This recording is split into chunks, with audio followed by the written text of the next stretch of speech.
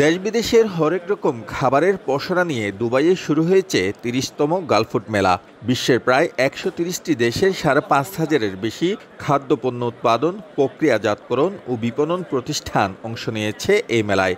রপ্তানি উন্নয়ন ব্যুরোর আয়োজনে ও বাণিজ্য মন্ত্রণালয়ের তত্ত্বাবধানে এবারের মেলায় বাংলাদেশের প্রতিনিধিত্ব করছে ৪১টি প্রতিষ্ঠান। ৫ দিন ব্যাপী আসরের প্রথম দিনেই প্রচুর দর্শনার্থীর ভিড় লক্ষ্য করা গেছে। ২০১৪ সাল থেকে এই মেলায় সক্রিয়ভাবে অংশগ্রহণ করে আসছে দেশের শীর্ষস্থানীয় ভোগ্যপণ্য প্রস্তুতকারক প্রতিষ্ঠান সিটি গ্রুপ। এই প্রতিষ্ঠানটি ছাড়াও বাংলাদেশের আরও স্বনামধন্য ৪০টি প্রতিষ্ঠান মেলায় অংশগ্রহণ করেছে।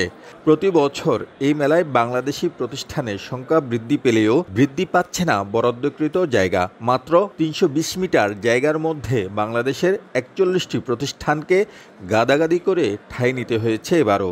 এবছরে আমরা আমাদের যে সমস্ত পণ্য রয়েছে তার পাশাপাশি আমরা রাস্ক, যেটি আমরা প্রিমিয়াম কোয়ালিটির, এবং আমরা মনে করি যে এই রাস্ক নতুন এসেছে। এই আসরে ক্রেতা ও দর্শনার্থীদের পাশাপাশি নতুন পণ্য সম্পর্কে জানতে মেলায় হাজির হয়েছে বিভিন্ন পরিবেশক প্রতিষ্ঠান। এতে করে পণ্যের বাজার সম্প্রসারণের সুযোগ পাচ্ছে উৎপাদক প্রতিষ্ঠানগুলো। খাদ্যপণ্য উৎপাদন, বাজারজাতকরণ ও রপ্তানিকারক প্রতিষ্ঠানগুলোর জন্য সম্ভাবনার নতুন দুয়ার খুলেছে এই মেলায়। গালফুড এলিন ফুডের জন্য অত্যন্ত গুরুত্বপূর্ণ একটি মেলা। আমরা এই মেলাটি অত্যন্ত সফলতার সাথে প্রতি বছর করি। গত বছর আমরা হিউজ পরিমাণ অর্ডার পেয়েছি। এবারও আমরা আশাবাদী, এর চেয়ে মিনিমাম 20-30% আমরা গ্রোথ পাবো বলে আমরা আশা করি। এইটা আমাদের জন্য এখন একটা এমন হয়ে গেছে, গালফুডটা না হলে যেন মানে এক্সপোর্ট ব্যবসায়ী হবে না। বাংলাদেশি প্যাভিলিয়ন পরিদর্শন শেষে বিশ্ববাজারে দেশীয় পণ্যের বাজার সম্প্রসারণের লক্ষ্যে পরিকল্পনা তুলে ধরেন রপ্তানি উন্নয়ন ব্যুরোর শীর্ষ কর্মকর্তা।